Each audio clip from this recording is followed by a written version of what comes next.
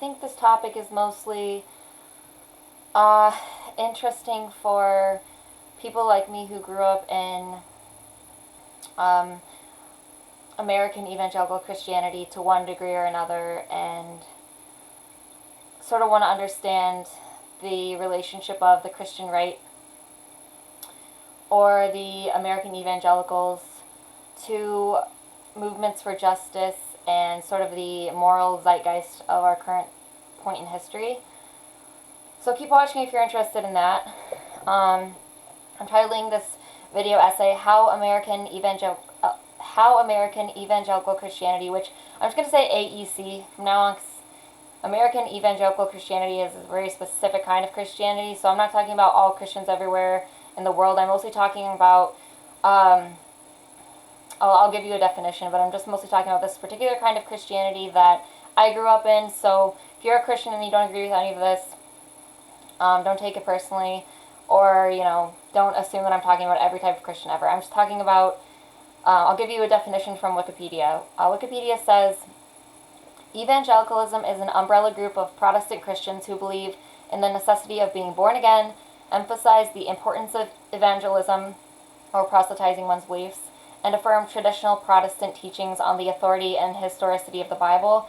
Nearly a quarter of the U.S. population, evangelicals are diverse and drawn from a variety of denominational backgrounds, including Baptist, Mennonite, Methodist, Holiness, Pentecostal, Reformed, and non-denominational churches.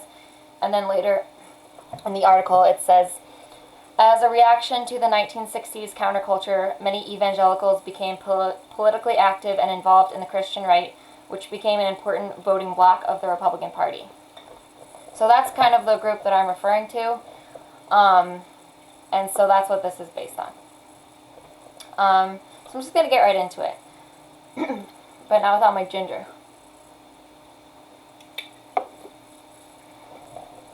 Okay. So Christianity is a religion which purports itself to be based upon the teachings of Jesus Christ, but in reality it's not so simple. I'm sure you've seen the memes of Jesus floating around, the brown-skinned socialist Jew citing Jesus' stances on poverty and wealth, forgiveness, nonviolence, justice for the oppressed, loving one's neighbor. The list goes on. These blanket statements of the political behavior of the Christian right compared to this view of Jesus that you can see if you read certain parts of the New Testament don't really have much effect in arguments. And the reason is that AECs accept subconsciously, if not outright, that Christianity is not a religion that's based on the teachings of Jesus, but rather based on largely the Apostle Paul's codification of those teachings and later interpreted at critical points in history in whichever way serves the church best. This isn't a criticism, this is just the definition. I mean, it is a criticism, but this is just the definition of Christianity.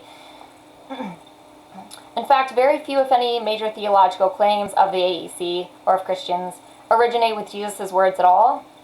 For example, on the What We Believe page of the Calvary Chapel, in this case of the Finger Lakes, which is one I have years of personal experience with,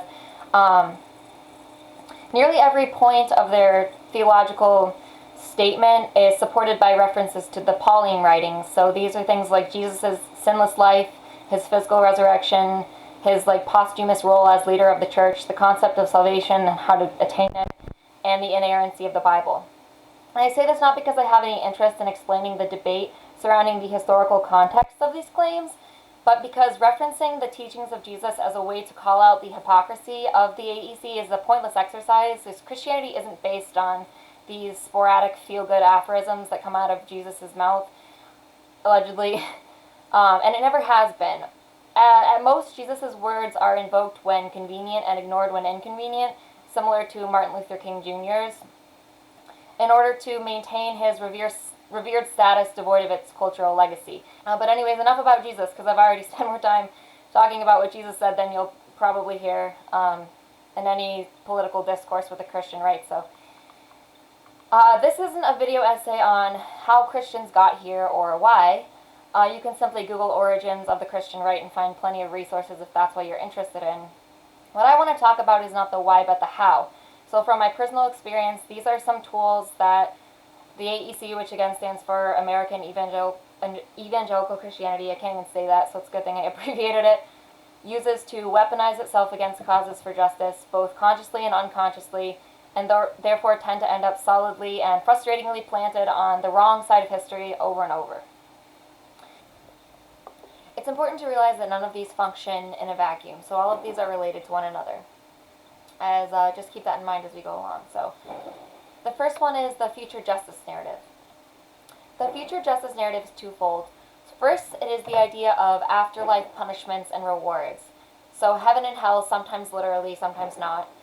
Each person will be judged by their actions on earth, except not really. Each person will be judged on one action on earth, a submission to and acceptance of Jesus Christ and the teachings of the church, being born again, or the failure to accept that and failure to continue professing that belief during the course of your life. So that's the first afterlife punishments and rewards. That's the first idea behind future justice. The second is the more all-encompassing conviction that at some point God will initiate a series of end-time events, at the end of which all that was made wrong will be righted, the lion will lay down with the lamb, there will be no suffering except the suffering of everyone in hell, or in the most humane versions of Christianity, their continued non-existence and non-participation in the promised utopia that comes at the end of times. So why is this belief harmful to efforts for change and justice from everything from social, political, economic equality to the future of the environment? Well, it's obvious because in the end, God will solve all of that. Every problem, every evil that humanity has committed, every instance of suffering, everything that lacks beauty will be completely erased and replaced.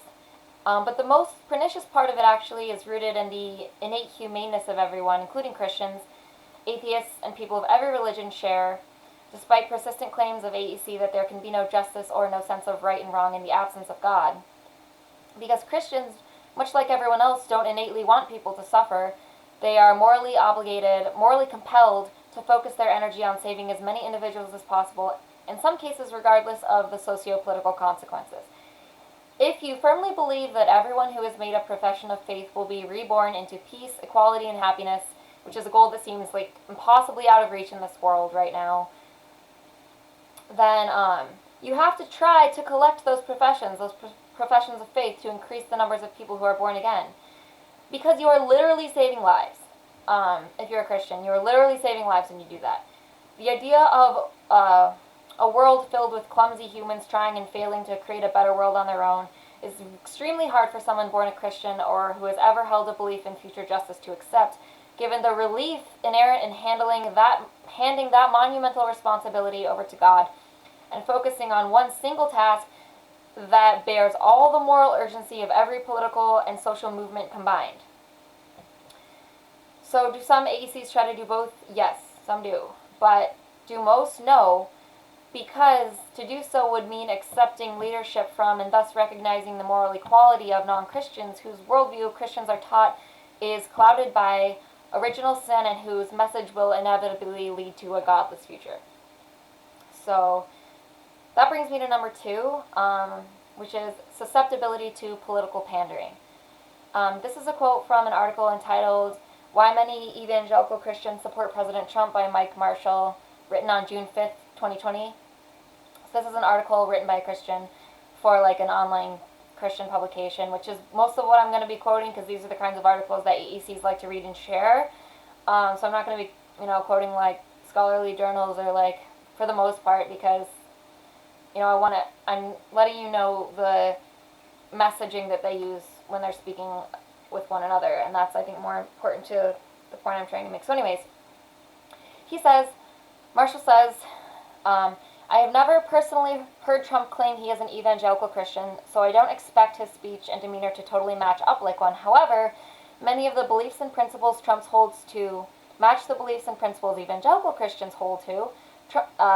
Later in the article, he says, Trump does not apologize for and in many ways supports the Judeo-Christian values held by many Americans, including evangelical Christians.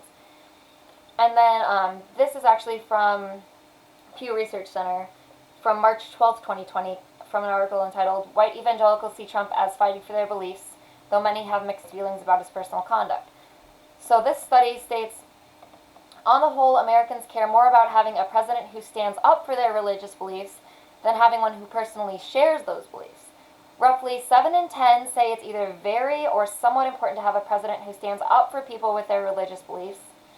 And then later in the article it says, white evangelical Protestants overwhelmingly feel that the Trump administration has helped, 59%, has helped rather than hurt, only 7%, the interests of evangelical Christians. And 3/4 of white evangelicals say they agree with the president on many, nearly all, or all important issues facing the country. So 60% of white evangelical Protestants feel that the Trump administration has helped the interests of evangelical Christians, while only 7% believes that he has hurt them. So in other words, it takes an incredibly small, unbelievably small connection to Christian interests for an entire voting bloc, remember 25% of the American population, to throw their unwavering support behind a candidate. Christians are desperately afraid of and vociferously opposed to being swept away in the oncoming wave of secularism, even if that means, and actually no, especially if it means, greater economic justice and social mobility, improved racial relations, decentralization of power, better health outcomes, and protected status for vulnerable populations. And Christians listening, no, I haven't forgot about the unborn. I have a whole section on it, so bear with me. But to AECs, godless justice is fake justice. Godless hope is fake hope. So, of course, they'll support any politician who gives them even a crumb of lip service, as long as the alternative is someone who doesn't. But with that comes the whole political agenda of the right, of which Christians wash their hands of responsibility, typically feel comfortable doing so, because if that's the price to pay for the continued permeation of the church into the state, for the continued interest of the evangelical population to be visible to the public, to be in power, then so be it. And these desperate, flimsy rationalizations of the moral crimes of the Trump regime, not to mention the Bush administration, Reagan, all of them, are necessary to preserve the kind of cognitive dissonance that allows AEC and their children, people like me growing up, who are taught from a young age to value life, peace, justice, humaneness, and compassion, from just throwing up their hands and saying, to hell with this in its entirety. Because remember, for Christians, the alternative is anywhere between eternal suffering and permanent death. So, yeah, sacrifices need to be made, and if those sacrifices are even huge, even monumental, they are comfortable in many cases making them. So that brings me to number 3, the transference of the victim to the unborn. So let's talk about abortion. After all, it's basically all AECs like to talk about. It comprised the entire political knowledge of almost everyone I came into contact with for the first 18 years of my life, and it's still featured in nearly every evangelical article that touches on politics in any way, including in the present moment. Here's a quote from an article written on the 9th of this month, 2020, June 9th, entitled 5 Ways Christians Are Getting Swept into a Secular Worldview in This Cultural Moment by Natasha Crane. Here's the quote. Carefully read statements of belief on the sites of organizations you support and promote. For example, before you champion the organization Black Lives Matter, be sure to read the statement of beliefs on their site. These reach far wider than a statement of black equality. Their support for abortion, desire to disrupt the traditional family structure, and call to erase all gender lines are just a few of many concerns here. End quote. But to be frank, it's not a few of many concerns. It's basically all of the concerns. It's the same ones mentioned in the article I cited earlier and in most similar sources. It's the same conversation led by American evangelicals that has dominated social conservatism since Roe v. Wade and even before. So how is the pro-life movement weaponized against justice? Here's the thing. Christianity has accomplished one of the greatest magic tricks of our time. They have transferred the entire sum of moral and political energy of multiple generations, hundreds of thousands of people, away from nearly every system of actual suffering happening right in front of our eyes to a population that doesn't exist. Children in cages, but the unborn. Black mothers dying in childbirth at higher rates than any developed country, but the unborn. High rates of self-harm and suicide in trans people, but the unborn. And now Black Lives Matter, but the unborn. It's the same every time. It's right there in black and white. You can read it for yourself in a blog for Christian moms on the internet. And then they turn around and they call us radicals and terrorists. And again, many Christians are pro-life and also care about other social issues. Many are left-leaning, many vote their conscience on issues of real suffering, regardless of a candidate's position on abortion. But I am talking about a very large and very real and extremely influential and wealthy portion of American politics. And a baby that hasn't been born yet, like imagine a more vulnerable human. That's how the logic goes. It's so simple even a child can understand it. More on that later. completely free of all the pesky complications of how to relieve suffering from poverty, institutional racism, xenophobia, civilian casualties of war, imperialism, and also free from all the pesky logic of whether or not fetuses can actually suffer. For the vast majority, it's an unqualified no. Much less suffer an entire lifetime of emotional and physical consequences from preventable causes for which AECs are actively opposing because the people leading them are baby killers. Like,